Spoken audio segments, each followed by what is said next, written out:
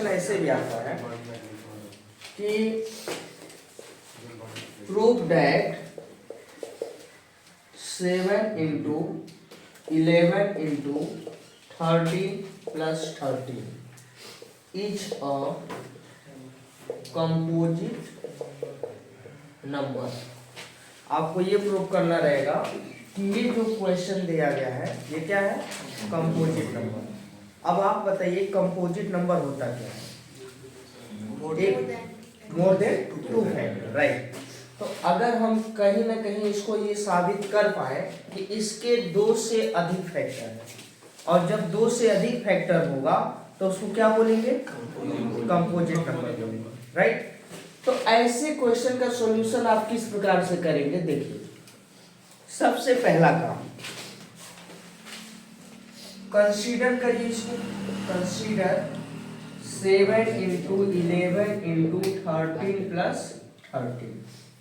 और जब आप इसको कंसीडर करेंगे तो अब इन दोनों में जो भी नंबर कॉमन होगा, जो भी कॉमन होगा उसको आप बाहर करेंगे। अब बताइए यहाँ पे कौन कौन नंबर कॉमन है? 13 है, तो यहाँ 13 कॉमन ले लीजिए। क्या बचेगा यहाँ 7 इंटू 11, और यहाँ पे पूरा निकल गया तो क्या बचा 1। 13 ही अकेले था और वो भी निकल गया तो क्या बचेगा 1 बचेगा। अब 13 को ऐसे रहने दो और अंदर जो भी ब्रैकेट में बच गया उसको सॉल्व करेंगे। क्या करेंगे? तो 7 इंटू 11 कितना होगा 77, अब प्लस 1, 13 इंटू 78। अब एक बात बताइए, 13 प्राइम है कि कंपोजिट है? प्राइम है। और जब प्राइम है तो इसके एग्जैक्टली कितने फैक्टर होंगे? 2 फैक्टर। 13 के पास 2 फैक्टर हो गए, एक तो 1 हो गया और एक खुद ये 13 हो गया। और ये 78 जो है 13 के अलावा कोई नंबर है। तो अगर बाय द वे ये प्राइम भी होता, जैसे यहाँ पे अगर कोई प्राइम भी होता, वैसे होगा नहीं ये, तो अगर प्राइम होगा तो इसके कितने फैक्टर हो जाएंगे? 2। तो 2 फैक्टर होंगे तो एक तो 1 होगा जो कि इसके साथ कॉमन मिलेगा, ठीक है ना। जैसे मान लो एक नंबर हमारा 13 हो गया और दूसरा आ गया 7। अब बताओ इन दोनों के कितने फैक्टर हो जाएंगे? तो इसके तो 1 और 13 हो गए, इसके 1 और क्या हो जाएगा? तो ओवरऑल 1 कॉमन अगर देखा जाए तो 1 और 1 कॉमन है, तो 1 13 और 7, तब भी कितने फैक्टर हो गए? 3। यानी मेरे कहने का सेंस ये है कि अगर ये बगल वाला नंबर प्राइम हो जाता, ठीक है, तो भी ओवरऑल ये क्या होता? कंपोजिट होता, क्योंकि मोर देन 2 फैक्टर तो हो ही जाएगा। आई बात समझ में? तो ऐसे तो यहाँ 78 क्या है? कंपोजिट है। अब इसके कितने फैक्टर आएंगे? 2 से अधिक आएंगे, और इसके 2 फैक्टर आएंगे, ठीक है। तो ओवरऑल मिला के इस पूरे के पास कितने फैक्टर होंगे? More than 2। तो आप इनका मल्टीप्लाई करके यहाँ लिख लीजिए, और या तो आप यहीं पे लिखिए हैज मोर देन 2 फैक्टर्स। इसके पास खुद ही 2 से अधिक फैक्टर हो गए। आप चाहो तो मल्टीप्लाई करके लिख सकते हो, जितना आएगा उतना हैज मोर देन 2 फैक्टर्स। आई बात समझ में? तो बताइए जब इनके पास मोर देन 2 फैक्टर हुआ तो ये क्या हुआ? कंपोजिट। अगर ये कंपोजिट हुआ तो ये भी हुआ, वहीं से तो आ रहा है। ये हुआ तो ये भी हुआ, ये हुआ तो ये भी हुआ। इसका मतलब ओवरऑल जो ऊपर दिया गया था वो क्या है? Composite number. Is it clear? Yes sir.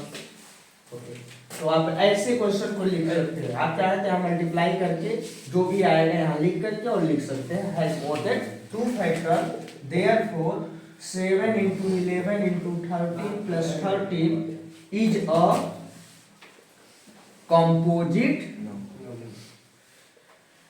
Composite number. समझ गया? तो इस टाइप के जो भी क्वेश्चन आएंगे आप उसमें क्या करिएगा, जो दोनों में कॉमन रहेगा उसको कॉमन लीजिए, ब्रैकेट में जो बचेगा, ठीक है, ब्रैकेट में जो बचेगा उसको सॉल्व करिए, और ये बता दीजिए कि इनके पास मोर देन 2 फैक्टर्स हैं। आई बात समझ में?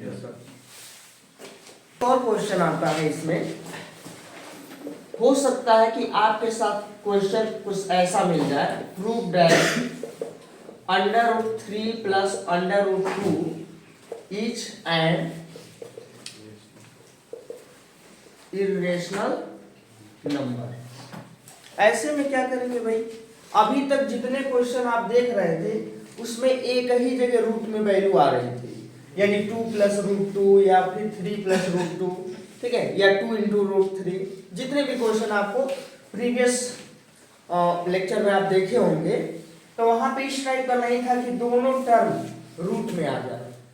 अब ऐसे में थोड़ी दिक्कत होगी, क्या होगी, चलिए सॉल्यूशन नहीं देखते हैं। जब आप इसका सॉल्यूशन करोगे तो मेथड ऑफ कंट्राडिक्शन यूज करेंगे। क्या करेंगे, let √3 plus √2 is a rational number. This implies √3 plus √2 equal to p by q, where p comma q not equal to 0 are integers. ऊपर कहाँ से आ गए, p and q are integer, where q not equal to 0। Krishna ji mobile बंद कर लीजिए, बाद में बात करिएगा, ऐसे में कहाँ समझ में आएगा। √3 plus √2 equal to p by Q.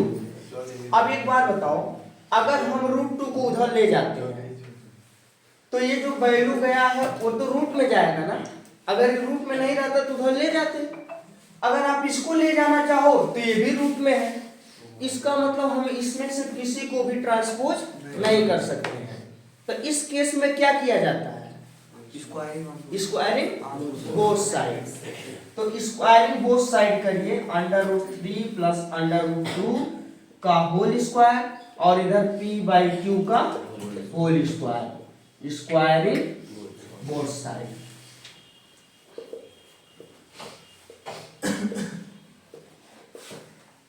ठीक है, अब जब आप इसका स्क्वायर करेंगे तो a प्लस बी का होल स्क्वायर क्या हो जाएगा, a स्क्वायर रूट हटेगा कि नहीं, हटेगा ना, स्क्वायर करेंगे a square plus b square और प्लस 2ab √3 इंटू √2 और इधर हो गया p square by q square.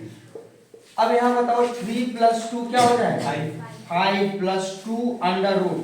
और अगर कोई दो नंबर रूट में है और मल्टीप्लाई है तो इनको आपस में मल्टीप्लाई कर सकते हैं। तो √, क्या होता है 6 equal to p square by q। अब आप बताइए कि √6 क्या है, रेशनल है कि इर्रेशनल, इर्रेशनल, क्योंकि वो परफेक्ट रूट से बाहर, परफेक्ट स्क्वायर उसका निकलेगा नहीं। तो जब स्क्वायर रूट का नहीं निकाल पाओगे, यानी 6 आपका हो जाएगा इर्रेशनल। तो बताइए पहले जैसा क्वेश्चन में अब कन्वर्ट हुआ कि नहीं, हो गया, पहले जैसे क्वेश्चन में कन्वर्ट हुआ ना। तो ऐसे क्वेश्चन को हम कैसे सॉल्व करते हैं, 5 को उधर ले जाएंगे, फिर 2 को उधर ले जाएंगे और बता देंगे वो क्या है, रेशनल है, और इधर वाला क्या है, इर्रेशनल। अब यहाँ से आप पहले जैसे क्वेश्चन करते थे कर लीजिए। तो बताइए 2 √6 इक्वल टू क्या हो जाएगा, p square by q square minus 5। अब इनका एलसीएम ले लोगे तो क्या हो जाएगा, p square minus 5q square upon q square. Now this implies √6 equal to क्या हो जाएगा, p square minus 5q square divided by 2q square. और ये बताइए √6 इक्वल टू इधर क्या आ जाएगा, rational, which is a contradiction. अब यहीं से आप लिख लेंगे, which is a contradiction of the fact that √6 is irrational number and hence our supposition is wrong. Therefore ये जो भी नंबर दिया है वो क्या है, irrational। क्लियर हो गया। यहां से आप वही क्वेश्चन बना लिए जो पहले आप करते आ रहे थे, अब जैसे उसको सॉल्व करते थे कर लीजिएगा। अब यहाँ थोड़ा आपको समझा दें कि p अपने आप में इंटीजर है, राइट। और जब p इंटीजर है तो उसका स्क्वायर भी क्या होगा, इंटीजर। अच्छा q जो है वो भी एक इंटीजर है लेकिन जीरो नहीं है, तो जब उसका स्क्वायर करेंगे तो भी जीरो नहीं होगा और वो भी जो भी रहेगा इंटीजर ही रहेगा। तो ये m/n टाइप का ही नंबर है। और जब एलसीएम लोगे तो देखो एक इंटीजर में से दूसरे इंटीजर को माइनस करेंगे और नीचे भी एक इंटीजर रहेगा, तो ओवरऑल ये m/n टाइप का आ गया। आप चाहो तो एक बार ऐसे लिख सकते हो कि m/n, वेयर m की वैल्यू क्या होगी p² - 5q² और n = 2q²। क्लियर है? अब ये हो जाएगा क्या रेशनल, और इधर क्या है इरेशनल, जो कि कंट्राडिक्शन है। समझ गए? तो इस टाइप के क्वेश्चन अगर आते हैं जहां दोनों टर्म में रूट है तो हम पहले क्या करेंगे, स्क्वायरिंग बोथ साइड। इसमें ये पूछा है कि इसको सिंप्लीफिकेशन के बाद बताइए, यानी इसको सिंप्लीफाई करिए और ये बताइए कि ये रेशनल है कि इरेशनल है। तो चलिए इसको सॉल्व करते हैं। कंसीडर